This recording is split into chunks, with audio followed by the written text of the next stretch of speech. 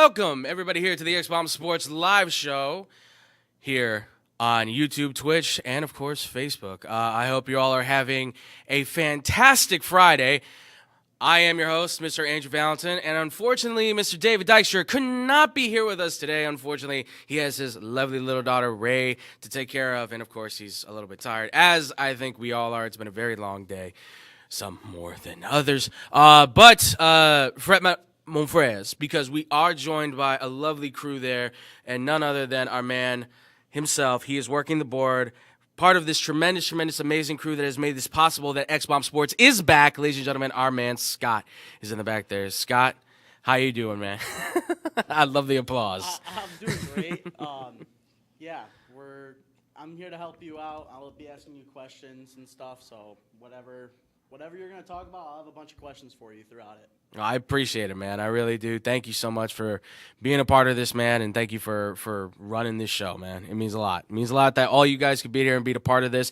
Please make sure to give them some likes, some loves, ladies and gentlemen. An amazing crew. We'll get their social medias in here because they got some amazing stuff going on themselves, so be on the lookout for that. We'll get that stuff in there in the future. We got podcasts. We've got another TV show going on where one man is screaming like a banshee. Another one is just laughing at everything that scares her. It is very interesting to watch this group work, but I promise you they are future stars in this industry. I can promise you that.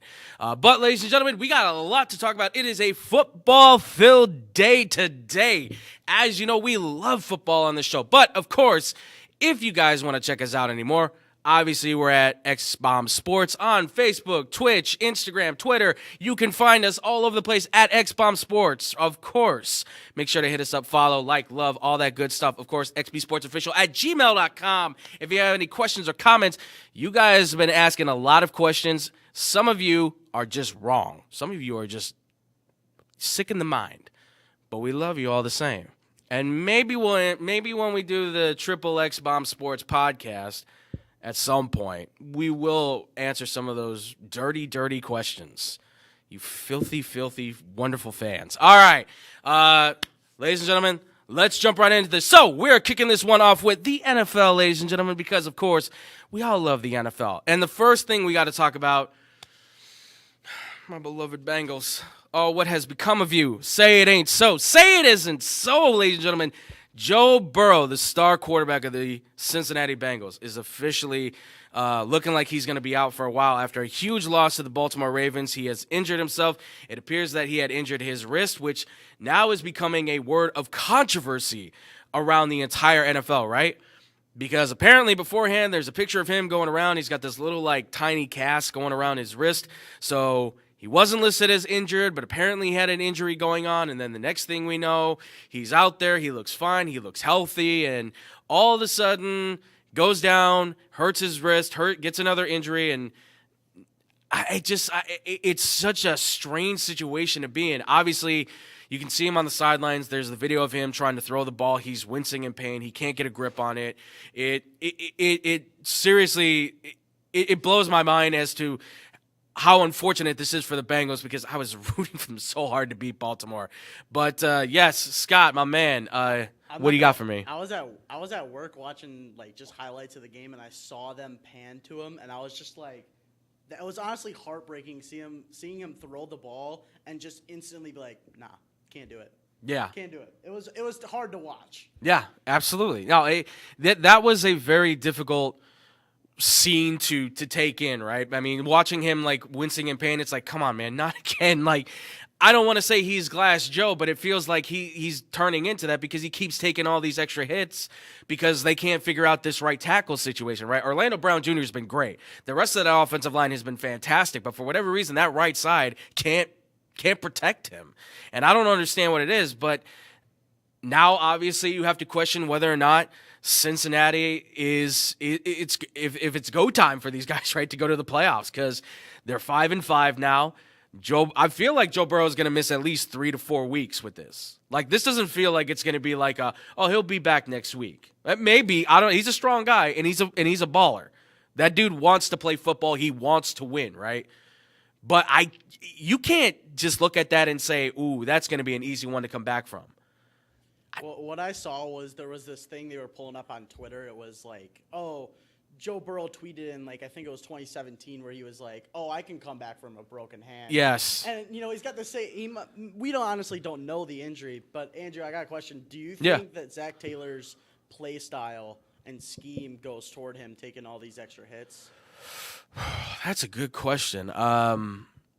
That's interesting because obviously you look at Zach Taylor and you look at what he did as the quarterback's coach when he was with the Rams, right? And you think about what he probably based a lot of his offense on when you look at what he did with Sean McVay and Jared Goff at that time when they were together. And I'm not saying Joe Burrow is like Jared Goff. I think he's a little bit more athletic than maybe Jared Goff is. He's certainly younger, of course.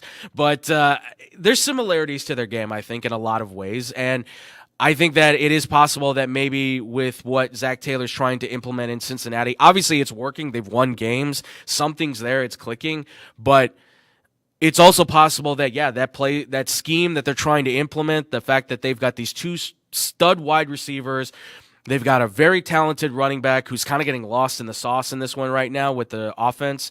It just feels like maybe it is starting to hurt him. I listen, right now, I will say this.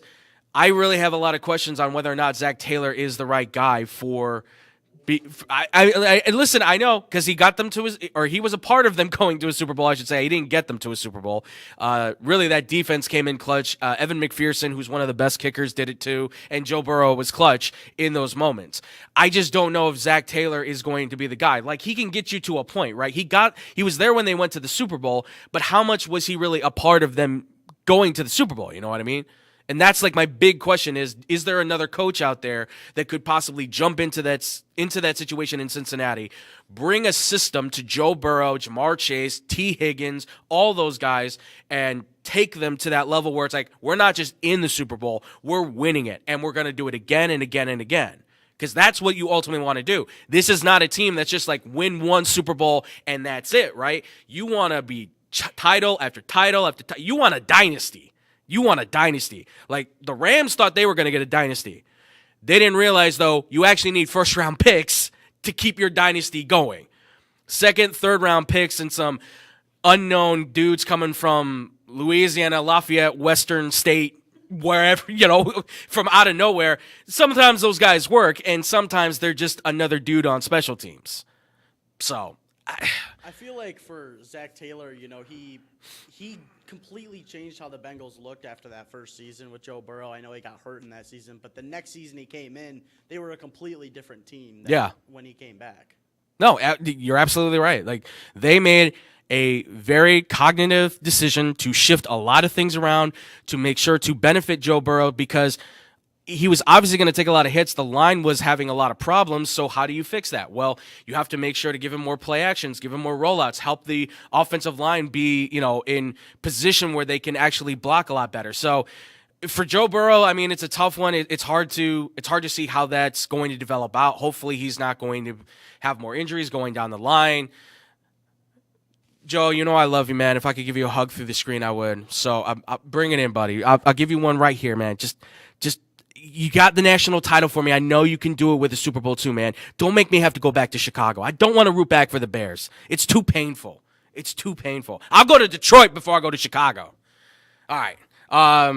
Well, speaking of obviously some teams that are kind of figuring things out with their quarterbacks, I've been thinking a lot about this one, and I'm sure some people have opinions on this, but, the 49ers obviously beat the Jaguars, and they were at full strength, and they looked fantastic.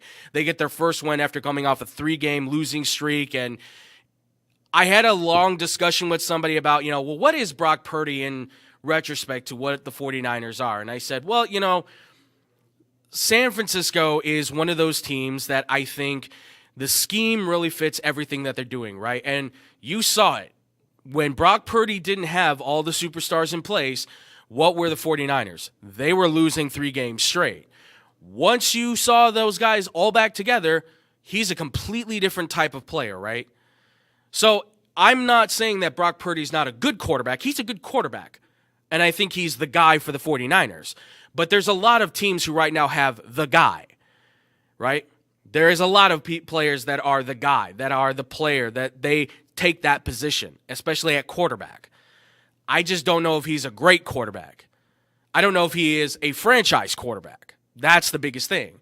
Now, when I say franchise quarterback, I don't just mean like that's it. Like, I break it off into the two different spots as you see down below. There's franchise-defining quarterback and there's franchise-defined quarterback. Now, what that means is franchise-defining means you as the QB step in there and you make everything count. Receivers could be bad. Offensive line's terrible. Defense isn't doing their job. But you as the quarterback still find a way to make those plays. Defined means you need the best receivers, you need the best offensive line, you need the best coach, you need the best defense to support you. Now, you're not going to fault Brock Purdy for falling into the arms of Kyle Shanahan, who is an offensive genius and guru right now. I mean, he's just taking what his father, Mike Shanahan, did for years and implementing that.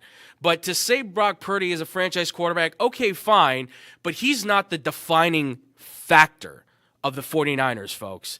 He is simply just a system quarterback who is a franchise-defined quarterback. Because what was he when Deebo Samuel, top receiver, and top left tackle, Hall of Famer potential, well, he's going to go to Hall of Fame, let's be honest. Trent Williams, what happens when those guys are out? Look at the numbers.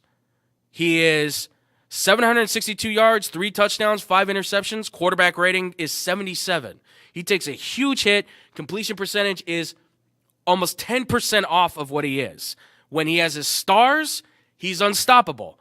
No picks, 12 touchdowns. He's absolutely electrifying. So I only say this simply because I'm getting tired of hearing, well, the 49ers, I'm telling you this right now, if Sam Darnold was in there, you'd probably be seeing the same exact thing, maybe better, because Sam Darnold actually has a better arm than Brock Purdy. Scott, do you have something? Or I was just going to say, at any point, the 49ers, I feel like, can just replace Brock Purdy with a better quarterback. Yeah. And they would be a completely different team and quite possibly do better. But the thing is the way he plays with and without the stars is, I think that's a big telling to that statement. They can bring in a guy, you know, like if Kirk Cousins is in. Yes. Or Dak Prescott. If they change who they got behind there rather than a second-year guy who's just filling in and somehow got the spot, yeah, they could easily change it. I mean, even last year in the playoffs, they could have completely changed what that playoffs looked like last year. You're absolutely right. Well, think about this, right? Let's say the 49ers did the impossible. They trade with the Bears. They get the number 1 overall pick. They take Caleb Williams. Caleb Williams is way better than Brock Purdy, right? Now, I agree with David. Maybe the mental side of his game could be a little bit different, but let's be honest.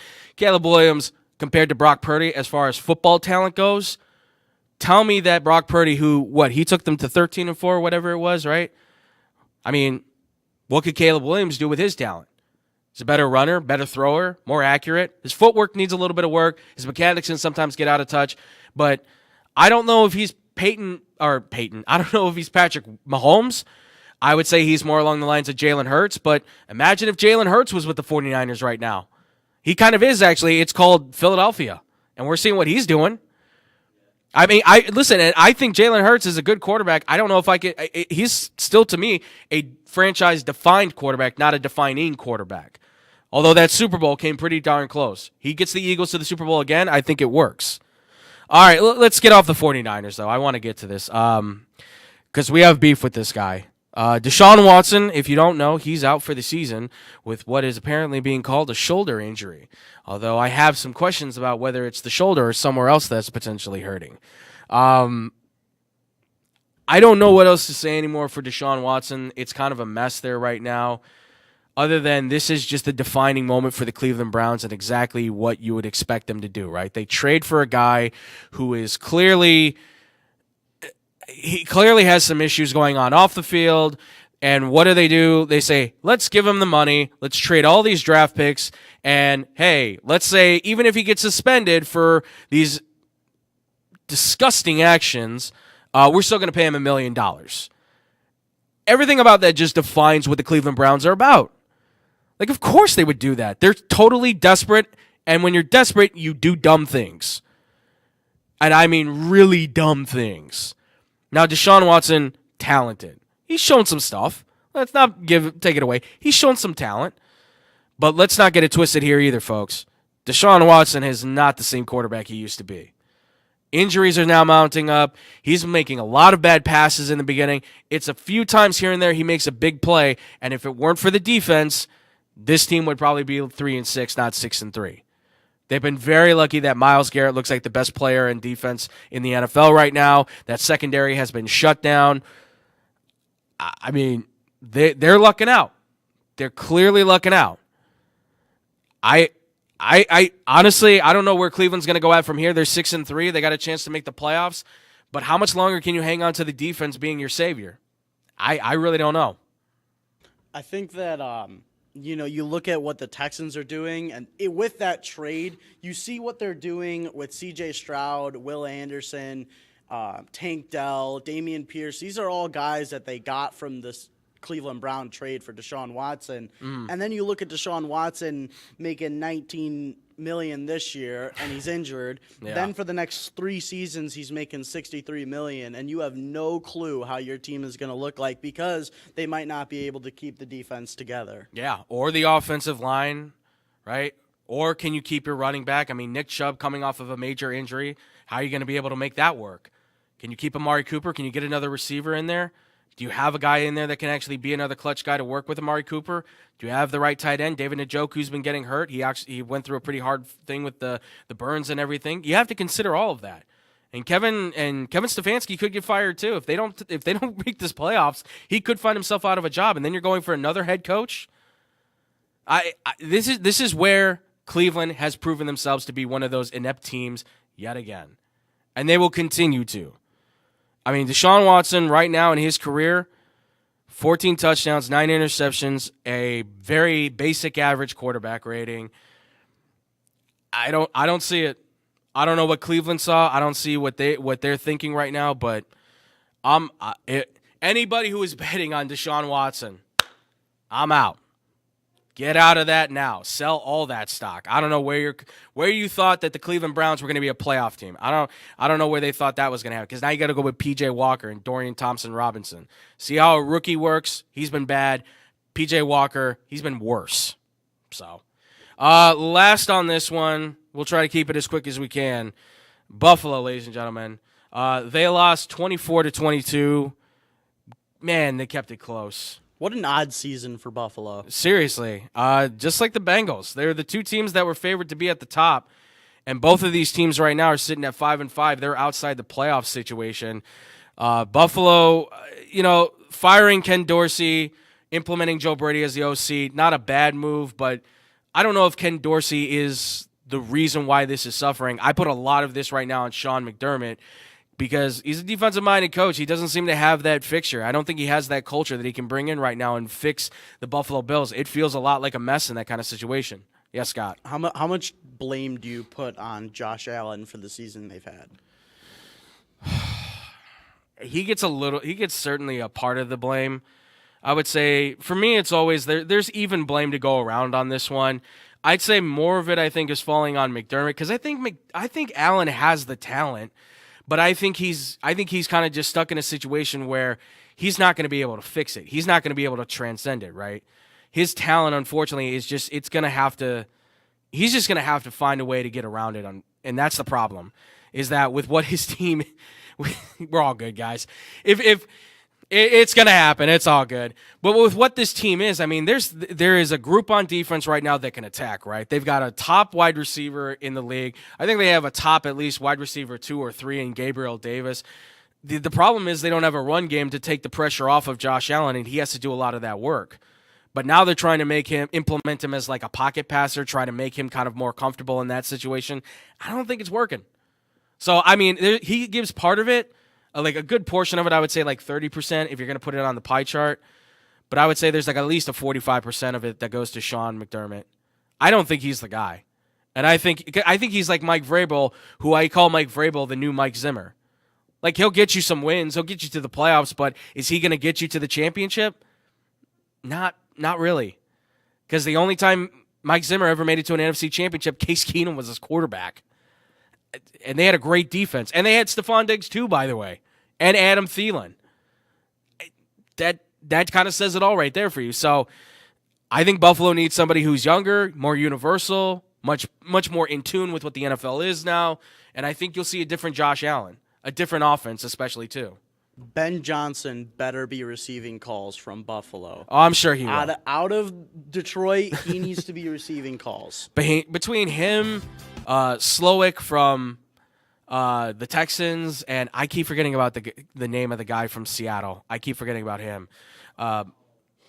Yeah, I can't remember either. I know it's gonna burst my brain on that one. But they're all guys that should be getting phone calls to be, I think, head coaches by next year. If you're looking for a new head coach, a young hotshot offensive coordinator, he's your guy. You got it, Scott? Shane Waldron. That's it, Shane Waldron. Yeah, he's another good one too that I think people are gonna look at. Look at what he's doing with Geno. Yeah, absolutely. They've turned that around significantly. I'm fully impressed. I'm fully impressed. All right. Well, I guess we'll see what happens with Buffalo. Best of luck to them. That's going to be a hard one to climb out of that division right now. It seems like Miami's just going to fall right into the first place spot. So, and at any point, Aaron Rodgers can come back and completely change that division. Yeah, no clue what could happen there. Absolutely. Who knows? I mean, Aaron's just got to be careful with that Achilles, man. You take one wrong step, and that could be the end of that. But folks, when we come back from this quick commercial break, we got to talk about college football. There's a lot of news to talk about there too, folks. That's coming up next here on the X-Bomb Sports Live Show. The Chicagoland area has a large number of lonely dogs currently filling shelter pens, just waiting to find a family. Nothing adds warmth to a home like a wagging tail and a warm pair of brown eyes. If you are considering adding a dog to your household, visit the Anderson Animal Shelter, where adoption counselors can assist you in selecting your new best friend. Make your house a home. Adopt a shelter dog. To see a current list of adoptees, visit their website at www.andersonanimalshelter.org or meet them in person at 1000 South LaFox Street in South Elgin. Don't have room in the home for a new furry family member? Donations of toys, collars, and soft or hard non-perishable dog food are always accepted and are greatly appreciated. All animals are spayed or neutered and are waiting with tails wagging to find a loving home. Visit 1000 South LaFox Street in South Elgin or www.andersonanimalshelter.org for more details. Hey, watch your mouth. Why? I'll just put a quarter in the swear jar. Once it's filled, we get a Coors party after work. I've been drinking Coors since my college days. Cold draft taste, second to none. Yeah, worth a recorder, am I right? You know it, mother. Hey, you get those reports done? Yeah. No. You, sir.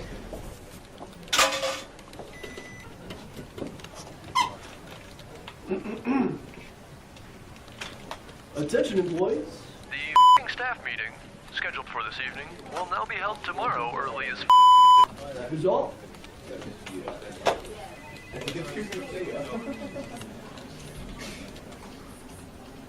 Dudes, we're only 75 cents short. Oh, shh. The boss. Hey, sir. Go yourself. You're fired!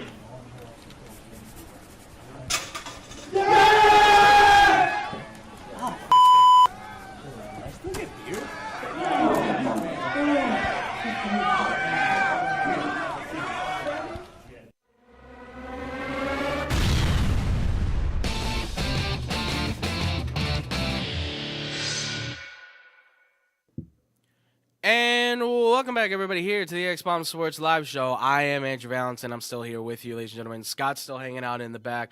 We got the whole Boom crew hanging out with us here, ladies and gentlemen. We just got done talking about the NFL. Well, real quick, we got some breaking news for us to follow on. Cincinnati Bengals quarterback Joe Burrow is officially out for the season. It has been discovered after apparently MRIs that he has a torn ligament in his wrist, and that will put him out now for the rest of the season. So I guess RIP to my Bengals. I guess that ain't going to happen. So. I mean, we talked about it earlier off screen. We were saying we have no clue what his injury actually was. They said wrist. Yeah. He said there was a pop. You don't really hear a pop in a wrist. So it was just a weird situation. So they obviously looked at it today and overnight and they made a decision that he's got to be out for the season. They finally figured out what was wrong. Yeah. And you know what? Probably the smartest decision because at this point, 5-5. What else you got to play for? Get ready for next season. Sign the guys you got to sign. And Tough division. Yeah, absolutely. The division's looking tough right now. By next year, it'll probably be a little bit weaker because I don't think the Steelers are moving on from Kenny Pickett because they're always convinced. And Deshaun Watson, you can expect more of the same. It's just Baltimore right now looks really good. Can't deny that. Lamar Jackson looks like a stud. I'm not saying MVP either. I'm just saying he looks good. On my show, I said that the Texans are making the playoffs, and everyone calls me crazy. And now that the Bengals are out, they're definitely in. That prediction looks so good right now. That walk just got a lot easier for them to cruise through. So, congrats to the Texans, I guess. And C.J. Stroud. I mean, we'll talk about him eventually here too, folks. So, all right. Well, let's get into this college football talk because first and foremost, we talked a little bit about the Michigan thing. We certainly got a chance to break the news a little bit there. 3-game suspension. Looked like they were finally going to try and appeal this thing. Temporary restraining order that hasn't been voted on yet, still sitting out there, but I don't think it's going to happen. But according to sources out there, ESPN has been the one kind of breaking all of this stuff, but they're saying that Jim Harbaugh is officially accepting the 3-game suspension by the Big Ten in order to get this disciplinary action, I guess, just over with. Because for those who don't know the story, just real quick, a guy named Stallions apparently out there sending people out, filming, signs, signals, all that kind of stuff, cheating, all that kind of drama going on. Then all of a sudden, Michigan decides to pull the Daniel Snyder and say, well, I got information on you guys too. So a lot of that crud thrown around. It's turned into a real telenovela on this one. I'm half expecting another Harbaugh brother to come out with an eye patch on and say that, and I'm a Juan Harborough or something like that. I don't know. It's a real crazy situation. And now we find out too that apparently Michigan has fired linebackers coach Chris Partridge, I believe is how you say it. And he has been relieved of the duties effective immediately, which certainly doesn't look very good because you consider everything that's going on with Michigan. Now you wonder, it's okay, is there a coach directly involved in this now? Because if that's the case, then a harsher punishment could potentially come to Harbaugh from the NCAA. So, yes, Scott, what you got, man? What do you think about that? How do you feel about the team's reaction to it? Just all the last week with everyone saying bet, even Tom Brady was getting in on the action. Right. How did you feel about that? And also, going with Jim Harbaugh being out for these 3 games in a very important part of the season, does that kind of play into they're just trying to shut down Michigan this year? They know they're a good team, so they're just trying to slow them down. I hate conspiracy theories. I really do. They drive me nuts, and I think they just drive everybody crazy. So I don't think there's anything about slowing down Michigan going on here. I think it is what it is for the Michigan Wolverines. I think they just caught. Listen, I think everybody's doing this right. It's just like I heard one guy describe it as everybody's speeding on the expressway, right? Everybody's going real fast on the highway. But Michigan was just going a little bit faster, right? Everybody reached for the cookie in the cookie jar. Well, when the lid got shut, whose hand was inside of it? Michigan. There's no conspiracy here. It's just you got caught. That's all it is. I don't condone it, but I know it's happening elsewhere. We all know it's happening elsewhere. This is not something new. And if you really want to solve this issue, like I said last week, very simple. Put mics and heads in helmets so that everybody can communicate with each other. It's very simple. It's very easy. Like you want everybody to be on a fair playing field. Allow these guys to talk into a headset to their quarterback. But I know you don't want that because then all the pressure goes on your OCs. Because you've never heard a single offensive coordinator be called out for problems until maybe lately, right? Maybe lately where we're seeing some OCs in college kind of get the blame for this stuff. But it's very rare that you see a lot of that stuff getting thrown around. Now if you do the mics and the helmets, it's falling a lot on the offensive coordinator. Head coaches catch blame all the time. Quarterbacks, players get blamed for that stuff all the time. All of a sudden you put the mic in the helmet, the OC is now getting thrown under the bus if things go bad on the offensive side of the ball. You got to keep that in mind. So I think with Michigan, as far as where the players are at right now, I think they're taking that they're using an actual us against the world mentality that I can understand, unlike Northwestern, who thought us against the world was so smart when it was not okay. Like, you do realize there are former players alleging that you did disgusting acts that are on the level of sexual assault to young freshmen, incoming freshmen. Not okay. Do not do that. Michigan, though, okay, I can understand where you're coming from. I don't agree with it still. They still should be punished. All right? I mean, it's one of those things where, what is it in the courtroom? How do you plead, right? You can plead guilty or not guilty. Michigan got the 3-game suspension because they kept saying they were not guilty. Trial went on, and guess what? Evidence came about. Oh, yeah, you're guilty. We're giving you a 3-game suspension. Had they pled guilty at the beginning and taken a plea deal, they might have only gotten a 1-game suspension. But because they got all defensive and said, no, we didn't do this. And then evidence says, oh, well, you did do this. And they said, okay, yeah, we did it, but other people are doing it too. You can't do that and get away with it. It's not going to happen. Sorry, Michigan. You're not getting any benefit of the doubt on this. But we'll see if Michigan can actually complete this. I don't think they're kicking them out of the college football playoff. There's no way. Too big a brand. Too big a brand to let that go. All right. Away from Michigan, though, we got to talk about what happened in Texas A&M, because it must be so nice to be able to get a $76 million bag of money and just be able to be like, okay, I'll leave. I would love to be told from my job, you're fired. Oh, by the way, here's a sack of cash. Please, I'm begging you. Do it. I hate my job. My boss doesn't watch this anyway, so it don't matter. But if you do, it doesn't really bother me.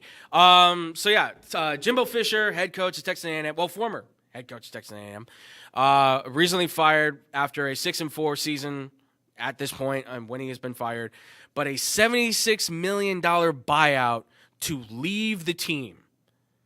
That's a big commitment Yeah. from Texas A&M to get rid of him. No, you're telling me. I'm just reading something right now that $77 million can pay for 1,600 full tuition scholarships. Yes. And instead, they're gonna fire him. And it also says on this that you can buy 17 billion goldfish crackers. I don't know why. Maybe you like goldfish. I don't know. I can't blame you. They're tasty. Have you ever had them? They're amazing. I'm the biggest fan of goldfish. Yeah, dude. exactly. You can't be judgmental on that. Come on now. Goldfish are wonderful. Listen, it's a lot of money to give a guy like Jimbo Fisher. The biggest question is obviously being, where does Texas A&M turn, and what happens next for Jimbo Fisher, right? That becomes the biggest question. Jimbo Fisher loves the coach. He loves the coach, right?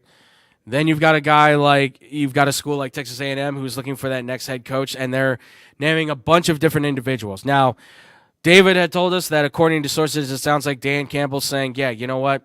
Not coming back. Not going to happen. I'm not going to college. There's no way I'm going to A&M.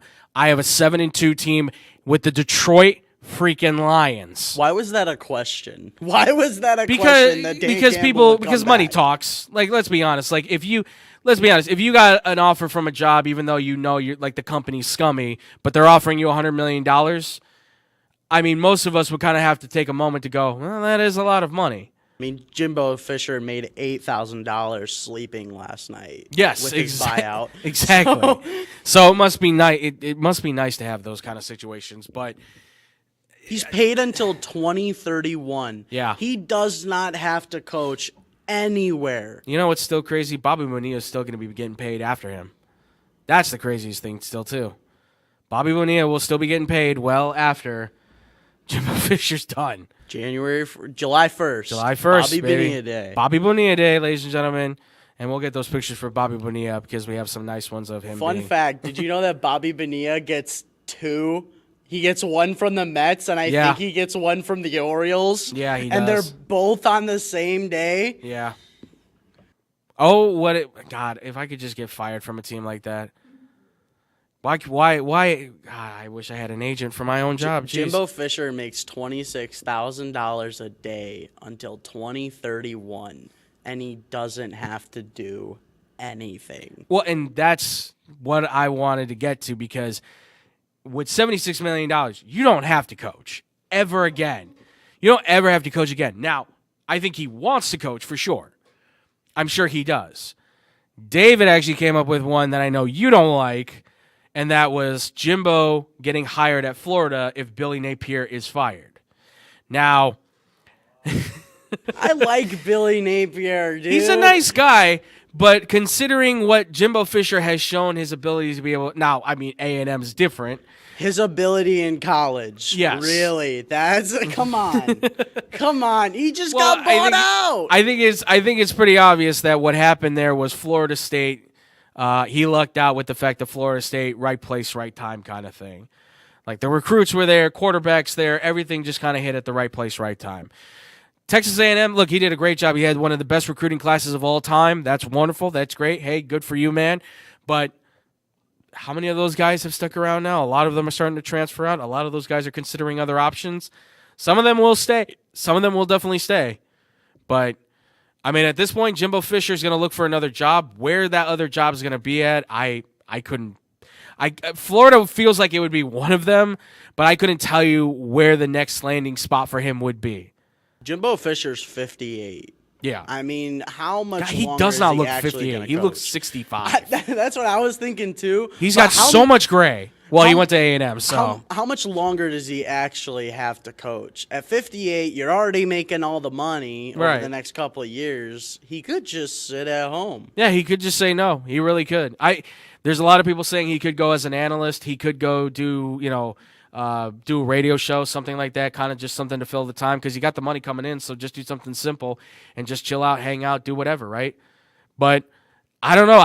He is a giant question mark. A&M, however, has an even bigger question mark. How do you fill those spots, right? How do you get the next coach?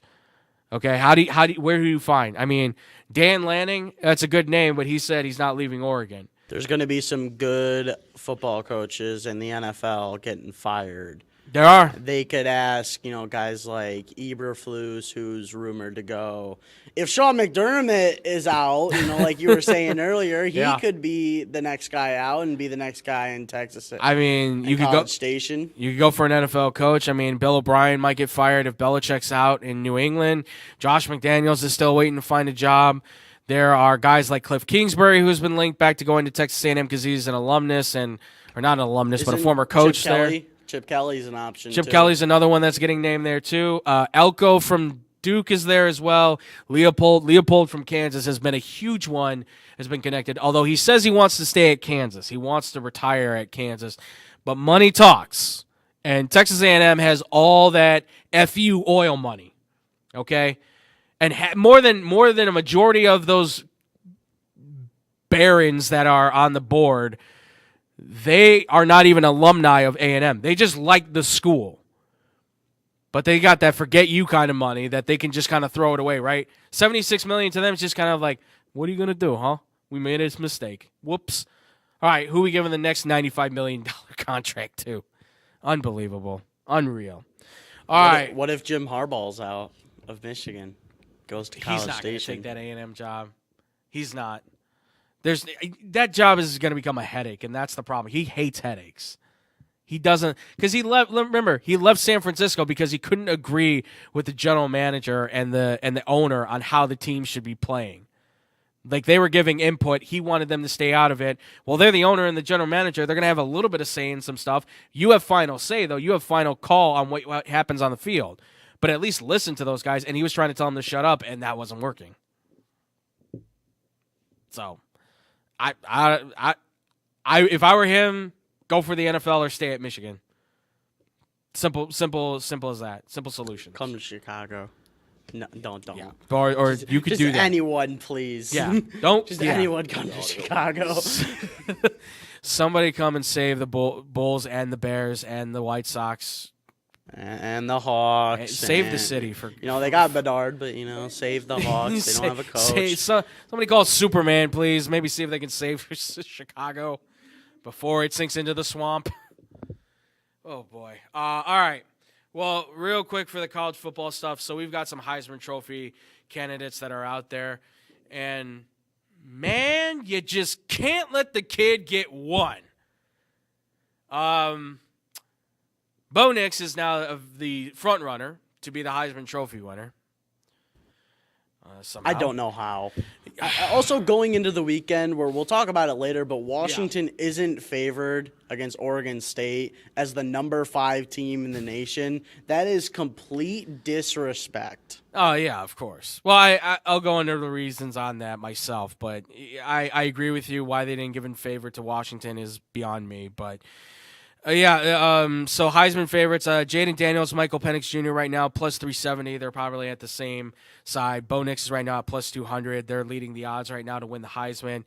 And listen, I understand where Bo Nix is coming in because Oregon looks like they're a team that might be unstoppable. Washington has maybe one of the best offenses right now in college football. But the guy right now that's doing everything for his team despite those 3 losses, that is continuing to carry his team as the number 1 quarterback with the number 1 offense, despite having one of the worst defenses in college football, is Jaden Daniels. I can't see where he's not the Heisman Trophy favorite. I don't understand how that is playing out. I mean, I get it, but at the same time, internally, I don't understand. And yeah, I like LSU. There's a little bit of bias that might get thrown into this. I hear bias. There's a little bit of bias that'll get thrown into this, but let's be very honest here. Is there anything that these quarterbacks have done between Bo Nix and Michael Penix Jr.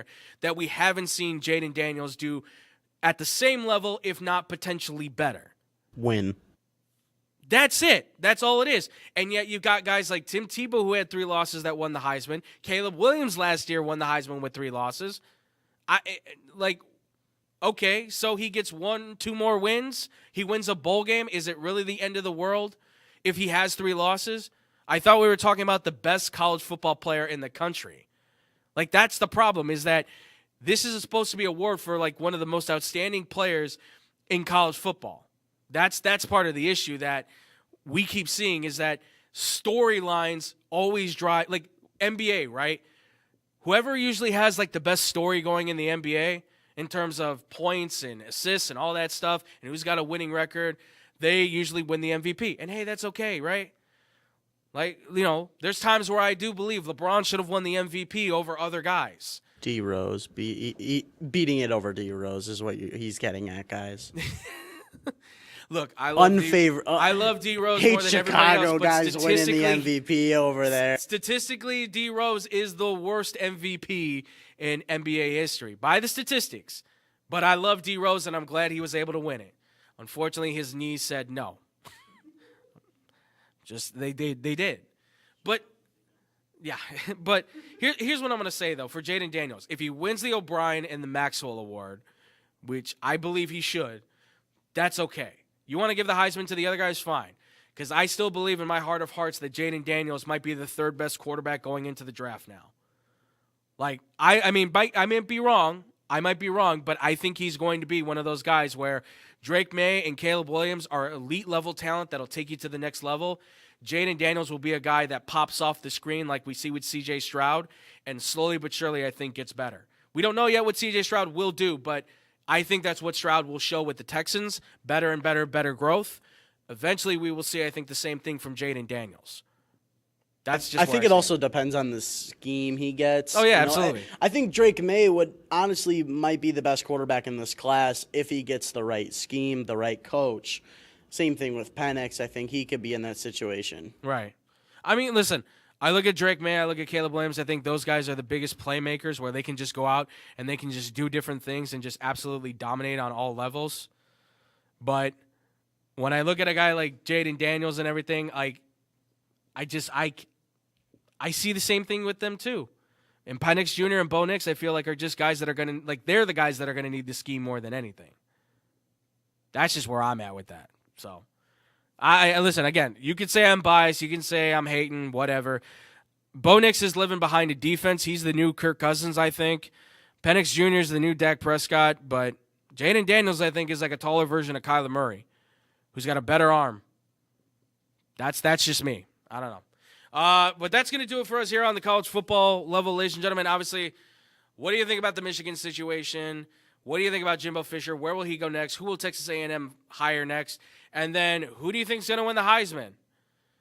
And anybody that says Marvin Harrison Jr., I understand. But again, No. just no.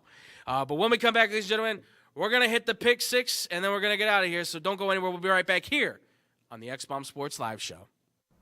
Man, I'm so hungry. I need somewhere to eat fast. I have no idea where to go. Psst. Hola, me llamo El Taco de Taco. You know where to go for the amazing taste that'll have you craving more? Taco Bell.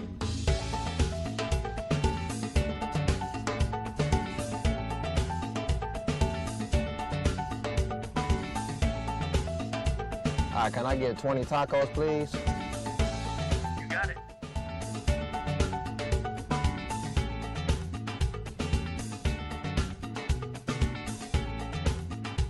Thanks, Taco. De nada.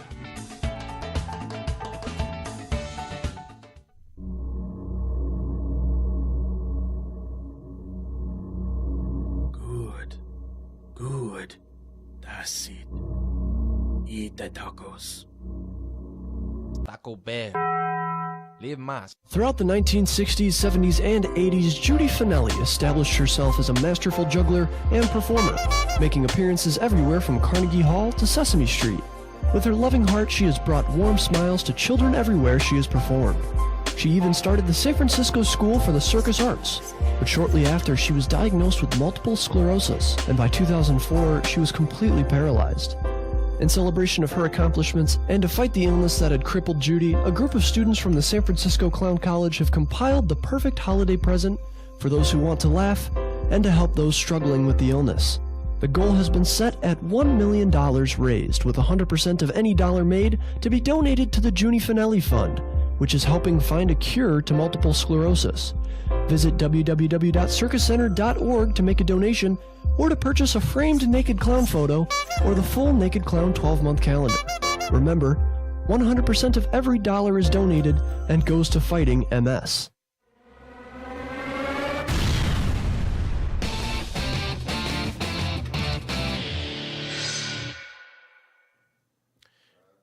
And welcome back here, ladies and gentlemen, to the X-Bomb Sports Live Show. I'm still Andrew Valentin. I'm still here with my boy Scott in the back there as well. And ladies and gentlemen, we just got done talking about college football. We got done talking about the NFL, but now we're going to mash those two together because it's time to do it, ladies and gentlemen. It's time for the Pick Six, and we're going to start this one off with the NFL. We take the top 6 games in the NFL, and we give you guys exactly who we think's going to win, be either on the bet or just outright, however we see it playing out. My guy, are you ready to hit this, my man? I'm good. I'm ready back here. All right. Then let's do this. Put that first one up on the board. So, first one we got Pittsburgh at Cleveland. Cleveland favored by 1.5. Scott, who you got in this one, man? I'm taking Pittsburgh.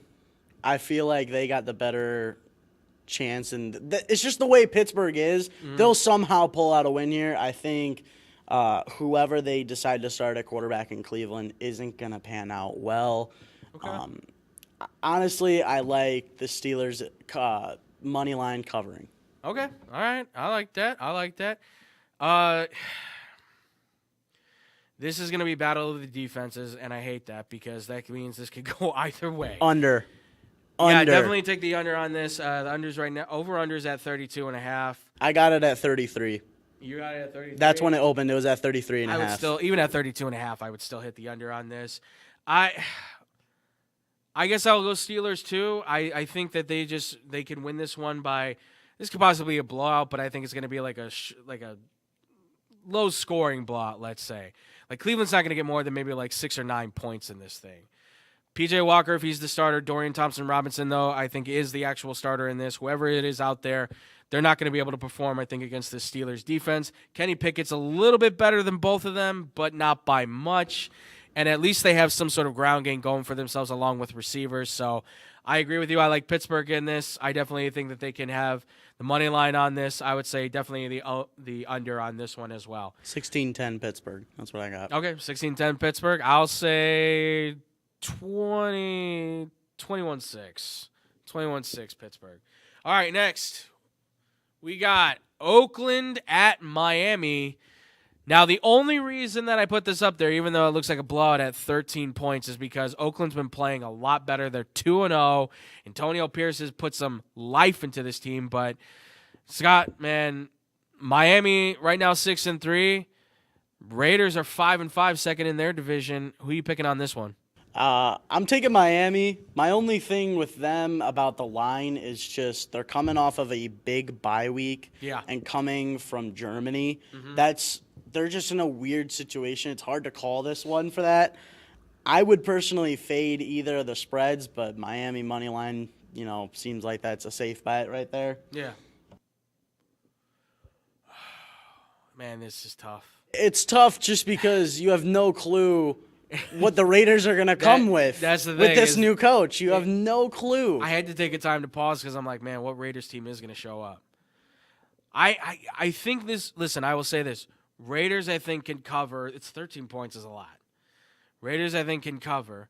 Miami, like you said, is coming out of a weird spot coming from Germany.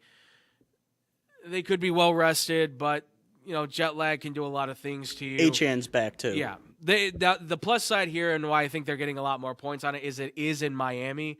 That benefits them a lot.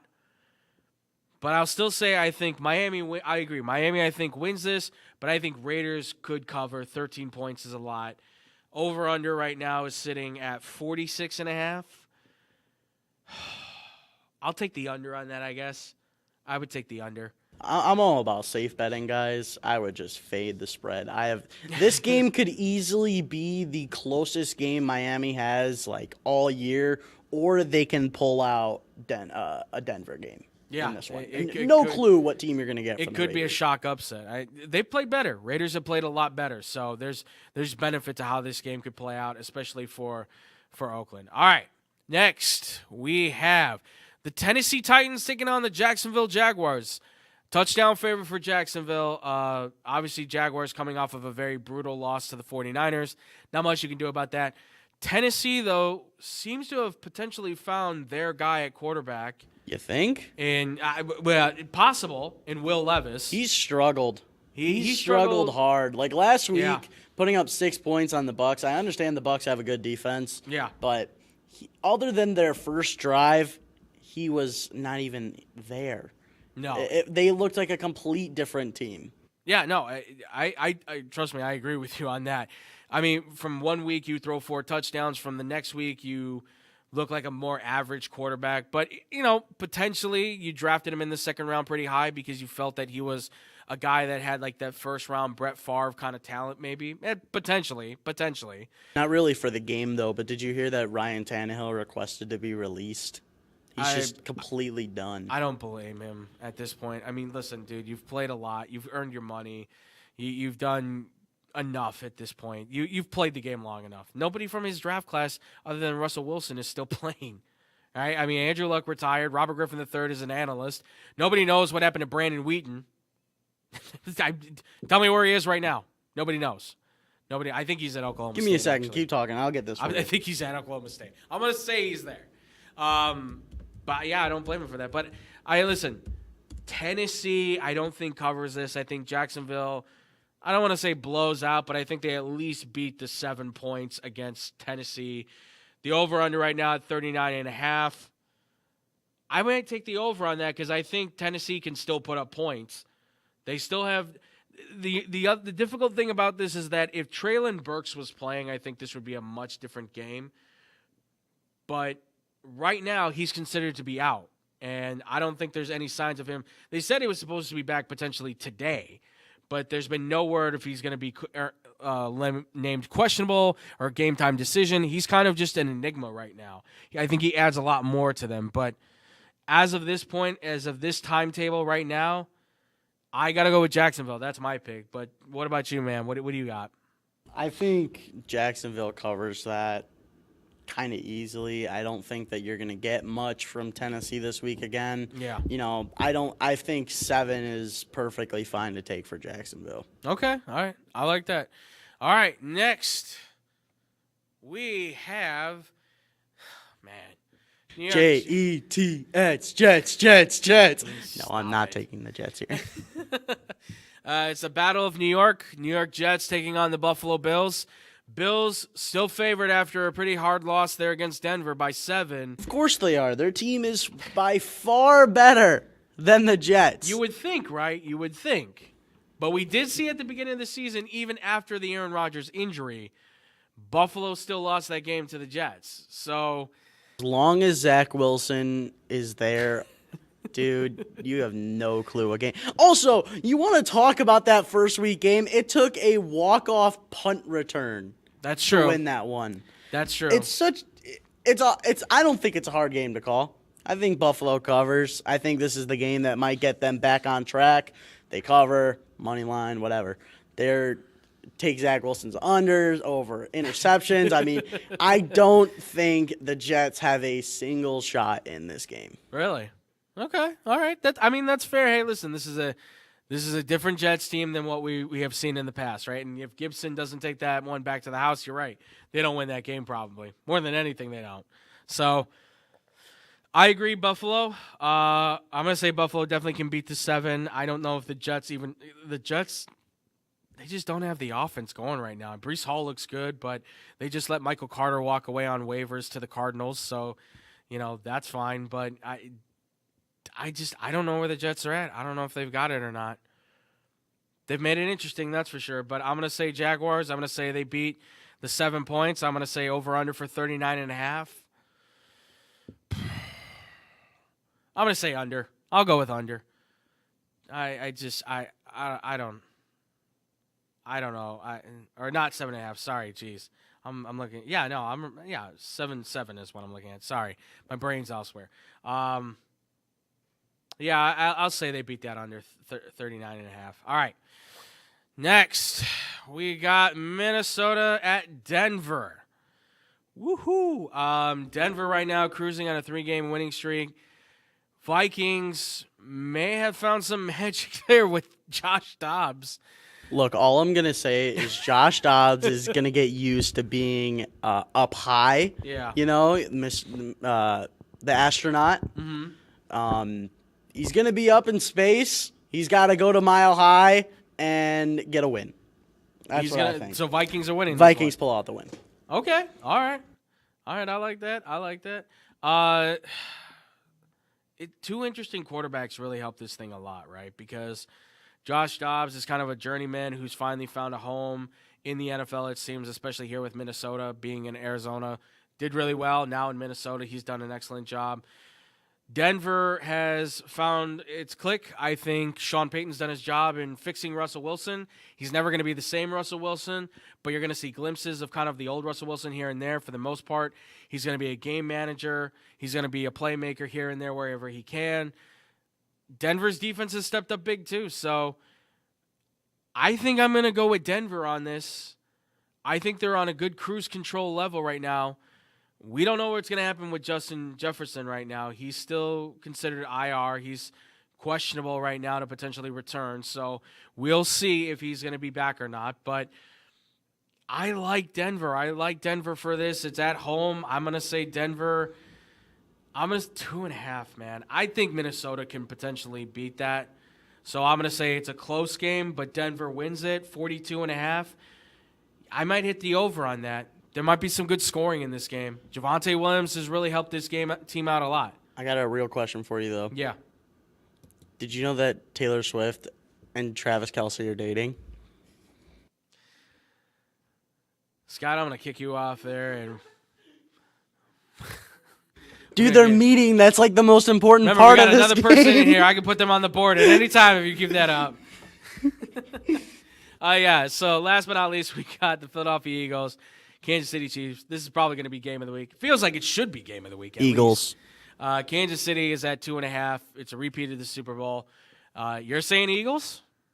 I'm saying Eagles just because I feel like the Eagles are going to get them in the regular season, and if this is a Super Bowl rematch, you might just see, the Chiefs be different in the playoffs. Okay. The Chiefs play in the postseason, and when they go up against some of these big teams in the regular season, they're very shoddy. They're very, middle of the pack. Yeah. But then when they get to the playoffs, that's when they really start playing. Yeah. Okay. I mean, you got a good point there. I mean, I think Kansas City is a little bit upset. I think they want to get charged back, right? They had a chance to go on the bye. Philadelphia, they're playing really well here down the stretch. I think they might be getting a little bit worn out maybe. I would take Kansas City. I would say Philadelphia keeps it close. I think it's another close one like we saw in the Super Bowl. Fun, high charge, real interesting. Plus, Kansas City's defense has been stout this year. They've been a top 5 defense. 45.5. I may go for the under on this just because the defenses have been really good with each other. So I will say Kansas City. Philadelphia beats the spread by the 2.5. And then you get the under for they take the under for the over-under on that, 45.5. That's what I would say. So that's going to be the pick 6 for the NFL. Now we're going to switch it over to the college football scene. That's right. Best 6 games in college football this week. It was a little bit rough to figure this one out, folks, but we picked the best 6 we could find. So let's start it off. We've got Louisville, number 10, Louisville against Miami, unranked, who is the favorite by a point. What? Sure. Scott, who are you picking for this? I don't understand why Miami is favored. They've been very up and down the whole season. They've had a lot more downs. They were close against Florida State. Yeah, but they lost, but they were close. I don't know. I know. I think I got Louisville here. Okay. All right. Boy, I really want to say Miami to upset. I really, really do. Yeah, you know what? We're going to do it. Miami to upset. You know what? I got something for you, Andrew. Okay.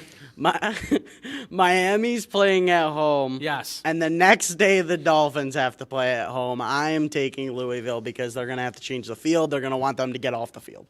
Okay. All right. That's fair, too. That's very fair, too. I'm going to go with Miami. I think they beat the 1 point. I think it's like a field goal to win the game. So I'll say Miami on that against Louisville for the upset. I get the vibe. Like they're like that Florida State game, it feels like they were just kind of due potentially for that one. Next, we've got number 22, Utah against number 17, Arizona. Arizona's got a 1 point favorite on this one. Arizona's played really well lately. But Scott, how do you see this one playing out for them? I got Arizona. They're just in a good They're playing good right now, and they're just going to keep that running. Utah from the first week have been a very different team because they don't have Cam Rising. Yeah. So it's very weird to see what they're doing. Yeah. And I'm taking Arizona. That's fair. I mean, Cam Rising would make a big difference. I'm taking Arizona as well. Fafita's been playing really well with his buddy McMillan. I forgot how to say his name now. I'm sorry. The wide receiver. Yeah, McMillan. Yeah, I had it right. Jeez, what am I doing? Stop second-guessing yourself, Andrew. Quit talking to yourself. So I'm going to take Arizona as well. I think they beat the point. I think I think they beat the point. Utah's been good, but I think Arizona can be a lot better, that's for sure. As far as over-under goes on that one, I would probably take the under. I think Arizona's defense has been pretty good, too. They've shown a lot for the Pac-12 to be able to beat some teams, so I'll take Arizona as well. All right, next, we've got Georgia, the number 1 team in the country. They're taking on the number 18 ranked Tennessee Volunteers. It's a 10-point difference on this game for Georgia being favored. Scott, is there even any question in this one? Can I be honest? As a Florida fan, I hate Tennessee, but I'll tell you this much.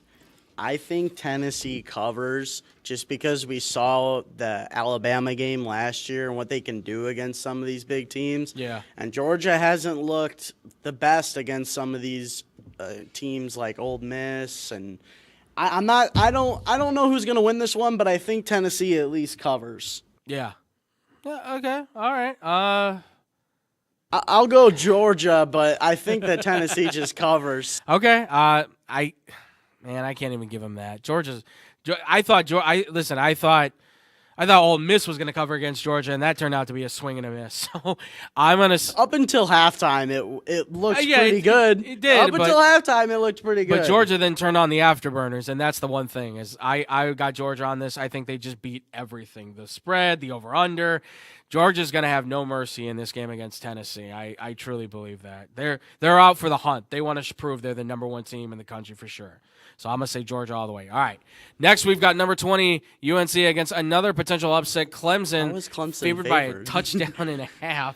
The books for college football were so wrong this week. Well, listen, teams were getting upsets, right? Clemson beats Notre Dame, Arizona, I mean, they potentially have, a really good solid offense to play against Utah. There's a lot that could happen there in that kind of situation. So I don't know. I mean, Clemson Drake May 7.5 game.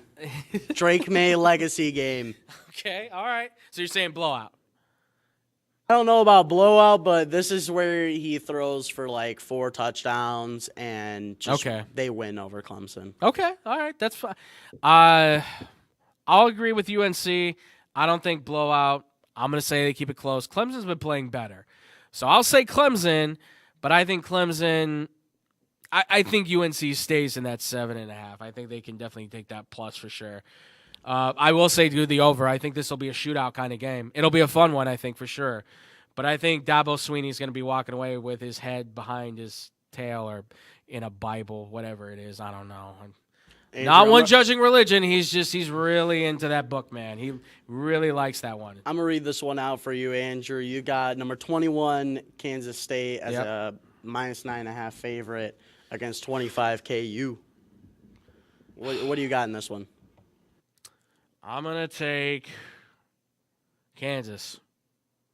I'm going to take Kansas on this. Upset at home? Upset at home. I like Kansas. They're getting Jaden Daniels back. He's a better quarterback. He's the guy. He makes it happen. I like his arm. I like his footwork. I think he's more attuned to that offense right now. Bean's good, but Jaden Daniels is the guy. He's their guy. So I'm going to say Kansas says Jaden Daniels beats Kansas State. I'm going to say 2 touchdowns. 2 touchdown difference. I know. Whoa. Shootout. Let's say it's a shootout. But I think 2 touchdown the difference, Jaden Daniels versus Will Howard, should be a fun one. I like purple. I'm going Kansas State. I got nothing. Scott, like if anything, you are close. a simple man, and I will spread. I think this game is way too close. I think this game is way too close. I agree with what you're saying about Kansas, but I don't think that they got the composure in a game like this. And this is also a rivalry game. Yeah. This is a big rivalry. Of course. So it can go either way, and just personally, I'm going to go Kansas State. Okay, that's fine. And last but not least, folks, it's probably the biggest game of the week. With this one. It is number 5 Washington, undefeated, taking on the 8-2, number 11 ranked Oregon State Beavers. Beavers are actually favored in Corvallis by a single point. Let me ask this to sports books out there. You look at Washington and what they've done this season, and I don't care if they're going on the road. How are they not favored? I personally, I'm nuking Washington money line. I don't think that Washington loses. Okay. I don't think so. I put so much money on Washington winning. Oh, Scott, don't bet the house. I don't see it. Washington's so good. Don't bet the car payment. Don't bet the mortgage. God, why don't you young guys ever learn? Keep your money. I'm going the opposite way. I'm taking Oregon for the upset. And here's why. Washington versus Oregon State's offense, so no wash, no contest. Washington is way better. But defense versus defense, Oregon is one of the top 10 best defenses right now in college football. There's no doubt about it. So Oregon State at home in Corvallis versus Washington. I know it's Michael Penix Jr., but they have a defense that is able, I think, to get to Penix Jr., put pressure on him, make him make mistakes. It's hard to shut down those receivers of Odunze, McMillan, and Polk, but they have the talent to be able to do it. I think collectively they're a good team, and they have a good enough ground game to take away the clock, a quarterback that can make plays. I like Oregon State by this. I like them for the upset. I say a full touchdown difference. Let me say this. Go ahead. Oregon really hasn't played a great team yet.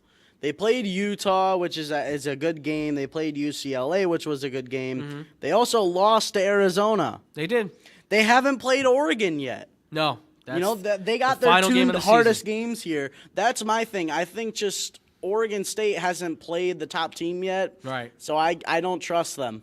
Well, remember last year they beat Oregon State or Oregon. Remember that. Oregon State beat Oregon. So Yeah, but Bo Nix wasn't a top Heisman contender. No, but he was the quarterback then too. Remember, if anybody can do it, it's their rival in Oregon. So I'm gonna go with Oregon on it. Obviously, Scott doesn't like that because he put a lot of money. So if I'm wrong, he's probably gonna. I don't see it. Scream at me, I'm sure. All right, that's fine. I'm not saying you're wrong, man. DJ will probably have a good game. DJ will have a good game. Yes, we'll have a good game. Listen, I respect everybody who says I will die on their hill because God knows I've been custard on the hill, getting shot with arrows plenty of times. I have died on many a hill before, my friend. Don't worry. All right, ladies and gentlemen, that's gonna wrap this one up. That's gonna do it for our show. Thank you all so much for watching. Thank you all so much for listening. As always. Make sure, ladies and gentlemen, real quick, the social media stuff.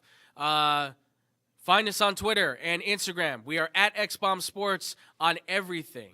We are also at Facebook.com/Team XBomb Sports as well. We're on Twitch.tv/XBomb Sports. We're on YouTube.com/XBomb Sports. Find us. All you got to do is Google XBomb Sports, and we are literally going to be an entire Google page filled with stuff for you guys to check out. So, be sure to check out on all that social media. Check out everything we have to do, everything. We will hit you with updates whenever we have new stuff coming on. Make sure to be on the lookout for that. Be sure to keep checking out our boys, Bad Karma Wrestling. They're going to be going every Friday just before the XBomb Sports Live show, so be sure to check out Nick and David when they're talking their wrestling stuff. Also, too, make sure to check out the wonderful podcast myself, David, and Tyler do called Blow the Whistle. We are going every Monday and Wednesday. We go live on the twitch.tv/Sportstown Shy. We go live every Monday and every Wednesday, so be on the lookout for that. And also, too, because I want to promote them, even though she's not here anymore, but we got our boy Julius here, Mr. Big J, as well, ladies and gentlemen. Yeah, that's right. Check him out with Antonia, a.k.a. Tony Smalls, on Tony Smalls x Big J on Twitch and on YouTube as they continue to play. Go ahead, man. Keep flexing. I love that. There you go, baby. Hit them with the flex. Yeah, that's what I'm talking about. Make sure to check them out, guys. They do a great job. They've been streaming some awesome games.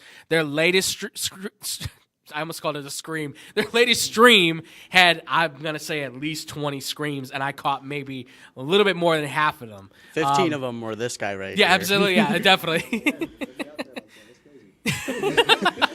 I'm telling you guys, it's very fun. It's very exciting. They've been doing Mortuary Assistant, correct? The Mortuary Assistant game so far. They're trying to get all the endings right now. I've got some ideas for them to play some games that might be really getting them jumping out of the seats. We gotta get her to jump out of her seat, not from a dummy falling. So we're gonna work on that. I promise you. But definitely go check them out, guys. Again, it is Tony Smalls x Big J. When are you going live? To Monday, right? Monday. What time are we shooting for? Okay, Monday, TBD on the time frame. We will let you guys know. We will tweet it out. We'll hook it up on the Facebook. We will let you guys know.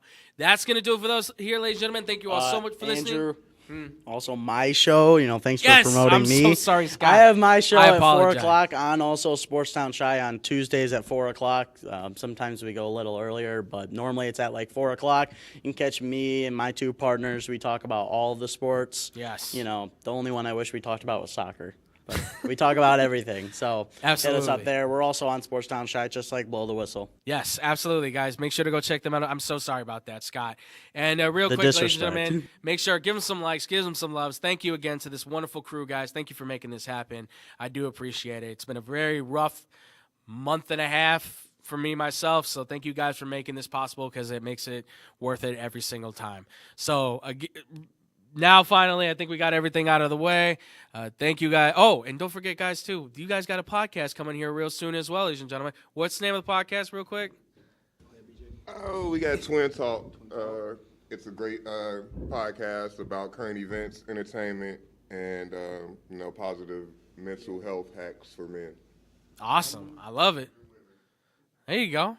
I love it, man. I love it. Well, once we get all those details, We'll definitely let you guys know because there's a lot of content coming out of here right now in this studio, folks, and throughout here. We want to make sure that we get these promotions out because these guys are extremely talented. I've heard their stuff. I promise you, you will not leave disappointed with what they have to say. I've heard their conversations. It is good stuff. It's going to help you. It's going to be funny. It's going to be awesome. Definitely go check it out, guys, when it starts to launch. We will let you guys know as well on Facebook, Twitter, Instagram, all that good stuff, ladies and gentlemen. And I think with that, we got everything covered. We're going to get out of here. Thank you all so much for watching. Thank you all so much for listening. We'll see you guys next week. And as always, much love. Peace out, Boom Crew.